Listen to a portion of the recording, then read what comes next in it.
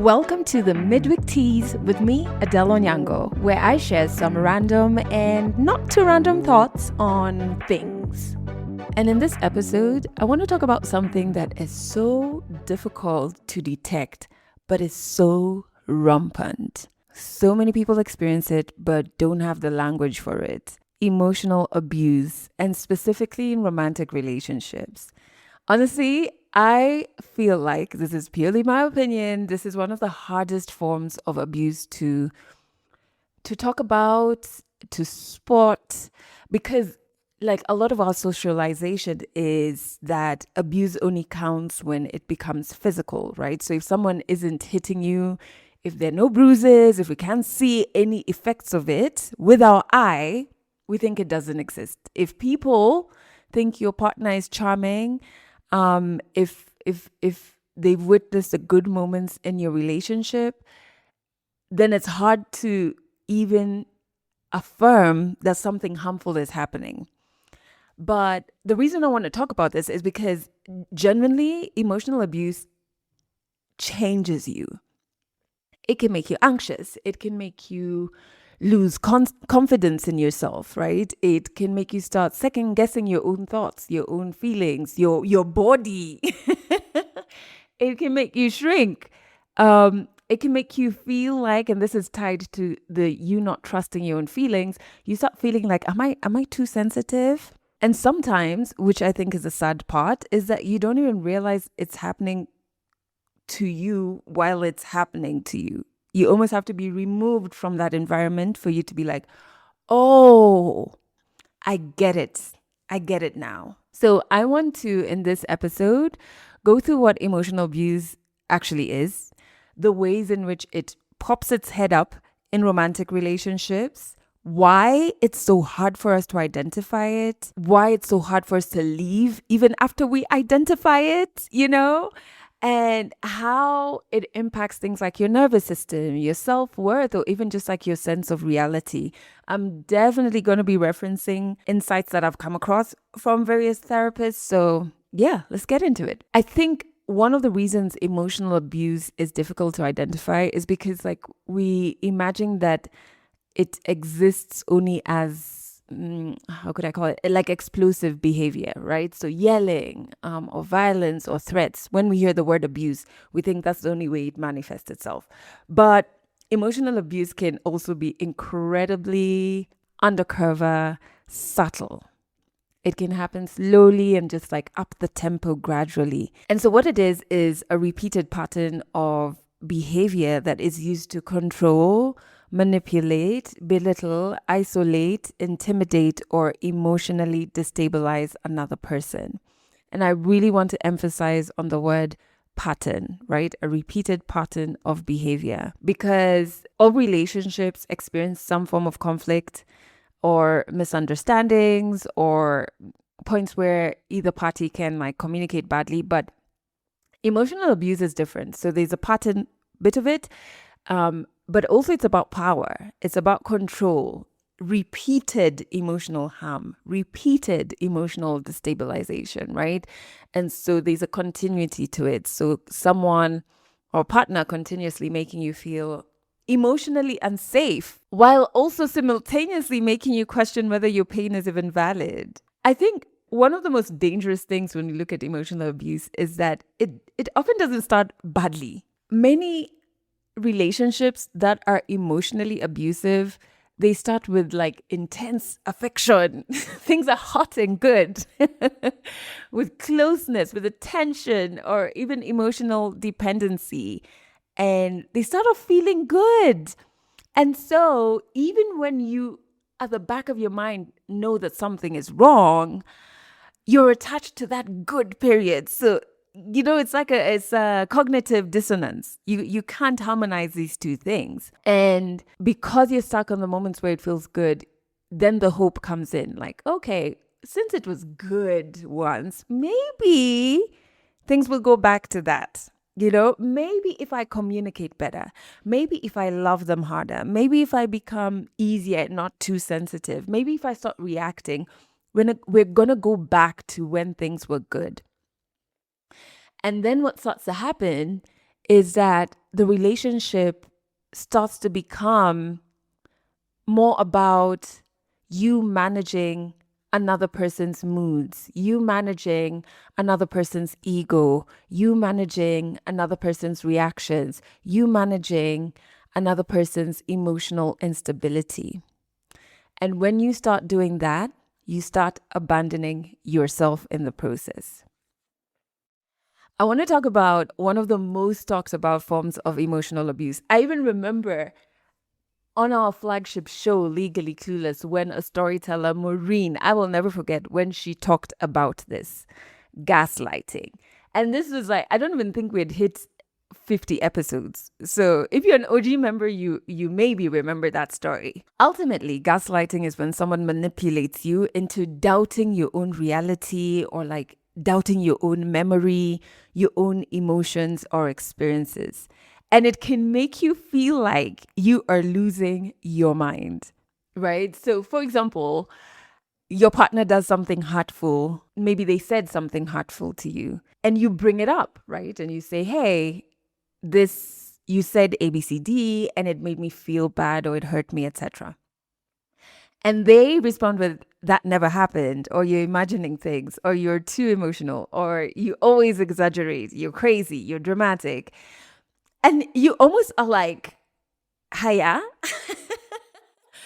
maybe I am overreacting. Maybe I misunderstood. Maybe I'm difficult. Maybe I'm the problem, right?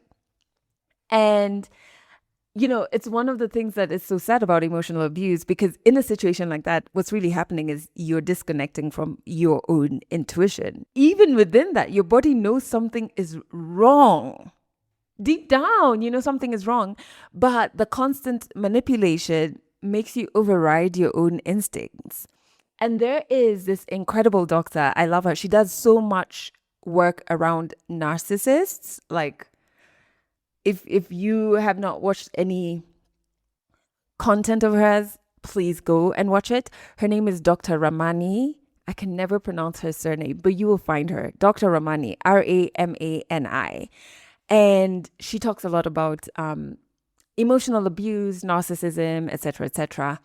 And according to her, chronic gaslighting creates deep confusion because the victim begins relying on the abusive person to define reality for them. Can you imagine how psychologically destabilizing that is, right? Another form of emotional abuse is emotional withdrawal used as punishment. I've experienced gaslighting as well, but this one,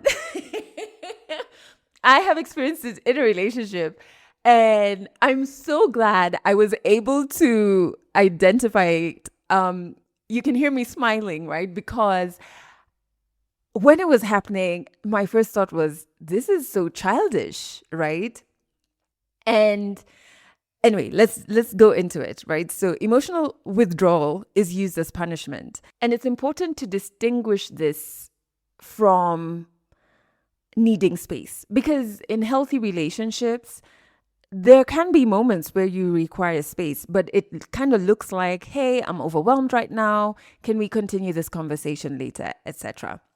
That is super different from someone intentionally withdrawing affection or communication or like emotional connection to punish and control you, right? Think about things like even silent treatment. It can cause enormous anxiety, especially if you have an anxious attachment style, which we have talked about in past episodes. Our therapist friends have come on and talked about that. Or maybe if you have abandonment wounds, another thing we've talked about in past episodes with therapists. Yes, like the silent treatment can create enormous anxiety. And I think for me, how it happened is I set a boundary with the person I was dating at the time. They had said something hurtful, and I said, hey, I didn't really like this. That wasn't a kind thing to say. I didn't receive it kindly, even if perhaps that wasn't your intention, right? Intention and impact are different. And what happened after that was emotional withdrawal and punishment. And honestly, like when I think back to it, I'm just like, that was just like so immature. So immature, right? And I'm really glad I was able to spot it, because if you don't, you start spiraling, right? And you start wondering, what did I do? Why are they ignoring me? How do I fix this, etc., etc.? And then the relationship becomes emotionally unsafe because you start to attach conflict with this emotional withdrawal, this silent treatment, this punishment. And then you don't want to bring up conflict. You don't want to bring up any time maybe something has hurt you or rubbed you the wrong way. You start walking on eggshells, trying not to trigger this emotional withdrawal. And over time, you will eventually stop expressing yourself honestly because you're afraid of the emotional punishment. Now, emotional abuse can also sound like constant criticism disguised as honesty, right? So, those partners who will be mocking your dreams or belittling your intelligence, making jokes at your own expense, embarrassing you publicly, talking down to you, making you feel small. Again, I've been in a relationship where, and I was pretty young, I guess, or like maybe not pretty young, but in my mind, I didn't clock it for what it was, where this person would constantly be ribbing me. And initially, I thought it was playful, etc. But in public, it would be like they would be going in. And you can even tell people are like, what's going on? After the first joke, okay, so that's funny. Second joke, that fourth, at my expense, this is strange, right? And what's heartbreaking is this belittling and this humiliation. You don't even realize how deeply it's affecting you until the relationship ends and you're like, oh, that wasn't kind, that made me feel a certain way, or it's made me less confident about certain things. Because like when somebody is repeatedly attacking your confidence, your nervous system adapts and you begin shrinking yourself automatically. So you stop speaking up, you stop trying, and you really actually become very afraid of being seen fully. And over time, you internalize the voice of the person hurting you, this abusive partner, and you start bullying yourself on their behalf. Isn't that sad? Isn't that sad, right? Another thing I want to talk about is how control can be disguised as love. This one is a huge one because society romanticizes possessiveness all the damn time, right? Somebody is really acting jealous, but everybody's like, they just love you so much, Someone is very controlling. And now everybody says, no, they're just protective. Somebody is isolating you from all your support system, all your friends, your family. And people look at it as they just want you to themselves. But let's not forget that emotional abuse often involves control disguised as care. They want you to always pick up when they call your phone, right? Or they are policing your clothes. Hey, can we just pause on this one? Because I have dated someone who once attempted to make a remark about a skirt I was wearing that had like a slit. And I'm not even going to go into like, oh, the slit wasn't that bad, but even if it was a slit to my neck, it is my skirt, it is my slit, it is my body. Okay. And I remember when they said it actually, a remark, and in my head, I remember thinking, oh my God, this is that thing. This is a thing I've heard about where people try and control what you wear. And I was just silent because in my head, I was like thinking about all of these things. And the person then could tell I was silent and they quickly went like, oh, but you know what? I don't know anything about fashion. So, don't take me seriously. In my head, I was like, then why are you talking about fashion? Like, I don't know about the parts of an engine in a car. You don't see me. You know what I mean? It was an attempt at control. And I really did, after, finishing being silent and processing things in my head, I really did stand up for myself. And it never happened again. But it did leave a bad taste in my mouth because I knew it. I could identify it. I'm like, this is control, right? Or maybe there's a partner who monitors who you talk to, doesn't want you talking to certain people, doesn't want you talking to these other people, or they make you feel guilty for being independent, or they start creating tension around your friendships, or they start making you feel selfish if you have boundaries. And what happens over time is your world starts to shrink, it starts to become smaller. And honestly, as someone who loves love, love does not require control. To be honest, love does not require control. And a healthy relationship does not require you to abandon your autonomy just so that you can maintain peace. If that is happening, red flag. That is not a space you need to be in. I also want to talk about emotional volatility and trauma bonds. Trauma bonds we've talked about before in previous episodes with my therapist Faith when she comes on. And emotionally abusive relationships, they operate through instability. There's always something happening. Things are just never fucking calm because you just never know which version of the person you're going to get, right? One day they're warm, they're loving, they're affectionate, and then the next day they're cold, they're cruel, they're explosive, dismissive. And there is something I've talked about before that a lot of psychologists call intermittent reinforcement.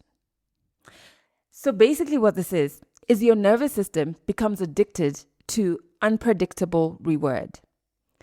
The kindness feels more intense because it's inconsistent, right? And this is part of what creates a trauma bond. And these people who, which I think is such an insensitive question, people will ask, why didn't they just leave?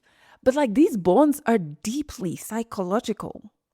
And the relationship becomes this cycle of like it's pain, relief, pain, relief. Do you know how sweet that relief is after deep pain? And so your nervous system becomes addicted to that. And it starts associating survival with attachment to the very person that's hurting you. It's warped, but it's real. It's real. It happens. And I said earlier how emotional abuse is so hard to identify. And I always talk about this guy, Gabor Mate, Dr. Gabor Mate. In fact, I saw his book at a bookstore a week or so ago. And I saw his book and I already had like 3 books that I was buying. And I was like, I really want his book, but I'm controlling my spending. And I had to tell myself, Adele, no, we've reached our quota of luxury spending. In the next cycle, we can buy his book. Anyway, but I digress. And he often speaks about how childhood experiences shape what we normalize in adulthood.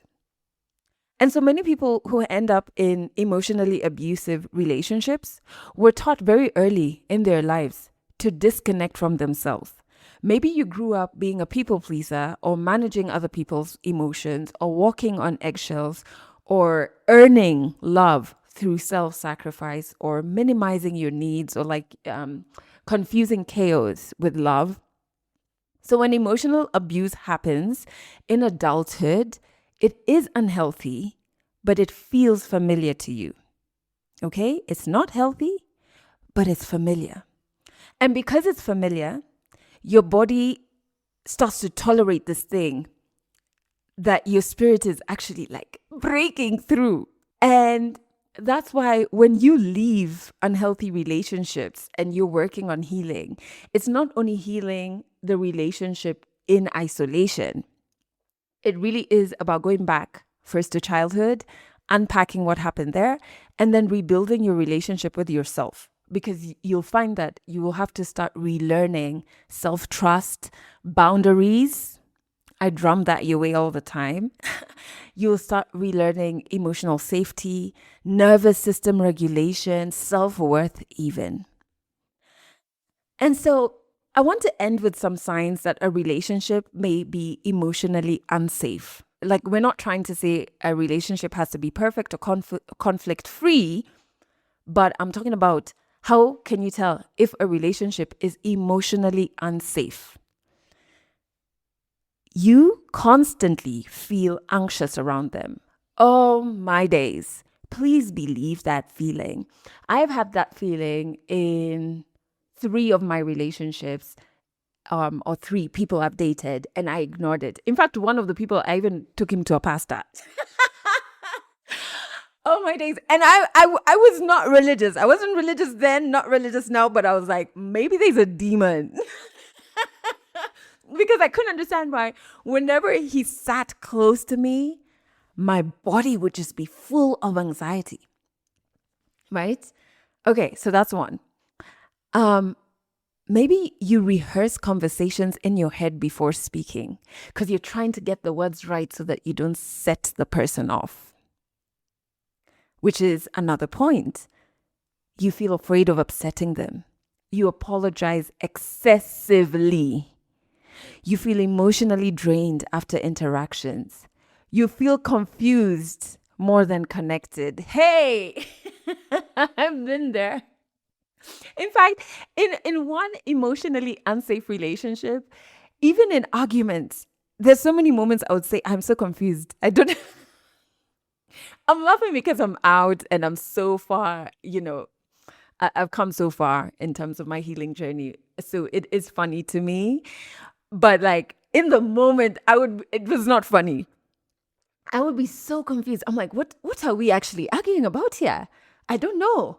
And I think I'm rather intelligent. How comes I can't, like, what's happening here? You know what I mean? Or maybe you no longer feel like yourself. You know that feeling, right? Or you feel responsible for regulating their emotions constantly. Or you've noticed that you started isolating yourself from people who care about you. You feel addicted to moments of affection because they've become inconsistent. And maybe the biggest sign is you are constantly betraying yourself so that you can maintain the relationship. I will repeat this. And if there's only one thing you take away from this episode, a healthy relationship should not require self-abandonment. Now, if this conversation and this episode resonated with you, please share it with somebody that you love. Thanks for listening to the Mid Week Tease, a Legally Clueless Africa production. Episodes go out every Wednesday, and you can learn more about us by going to legallycluelessafrica.com.